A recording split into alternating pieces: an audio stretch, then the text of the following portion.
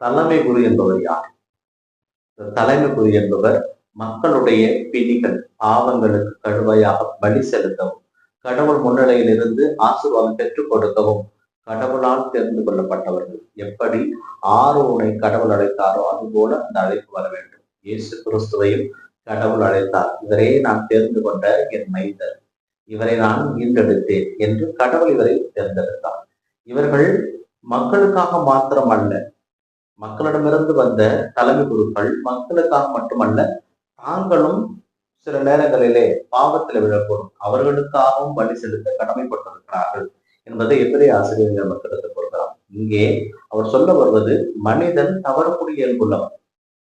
அவன் பாவங்களுக்கு கடுமையாக பலி செலுத்துகின்ற பொழுது அவனுடைய பாவங்களுக்கும் சேர்த்து அவன் பலி செலுத்த கடமைப்பட்டிருக்கிறான். ஆனால் நம் ஆண்டவர் இயேசு கிறிஸ்து அப்படி அல்ல. அவர் மனிதனாக அவதரித்தார், ஆனால் பாவம் தவிர மற்ற அனைத்திலும் நம்மை போலவே இருந்தார். அவர் தந்தையிடமிருந்து வந்தவர். அவர் தான் உண்மையான தலைமை குரு.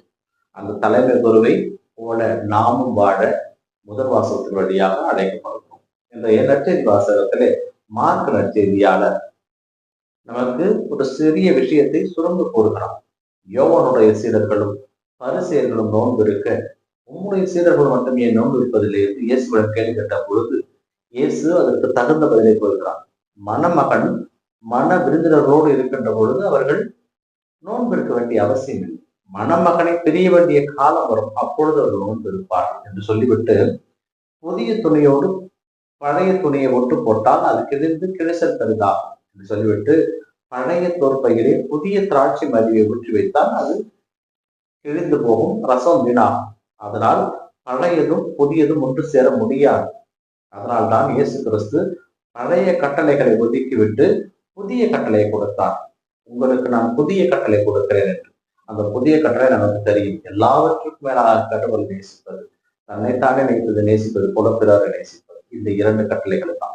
இந்த இரண்டு கட்டளைகளையும் நாம் உள்வாங்கி கொண்டு கடவுளையும் மனிதரையும் ஒன்று போல பார்க்க நாம் அழைக்கப்படுகிறோம். ஏனென்றால் கடவுளும் மனிதனும் வேறு வேறு அல்ல. கடவுள் மனிதனை படைக்கின்ற பொழுது தன்னுடைய முகத்தை பார்த்து தன்னை போலவே தனது சாயலாகத்தான் மனிதனை படைத்தார். ஆக பூமியில் வாழுகின்ற ஒவ்வொரு மனிதனும் கடவுளுடைய சாயல்கள் என்று நாம் புரிந்து கொள்ள வேண்டும்.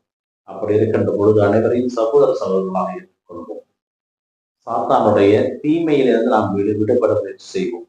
பொய் சொல்லுதல், கடவுளுக்கு உகந்த வாழ்க்கை வாழாததல், பெற்றோர்களை ஏமாற்றுதல், நண்பர்களை ஏமாற்றுதல், நம்பி இருப்போரை ஏமாற்றுதல், இவை அனைத்தும் சாத்தானுடைய செயல். முடிந்தவரை கடவுளுக்கு உகந்த மக்களாக, உண்மையுள்ளவர்களாக,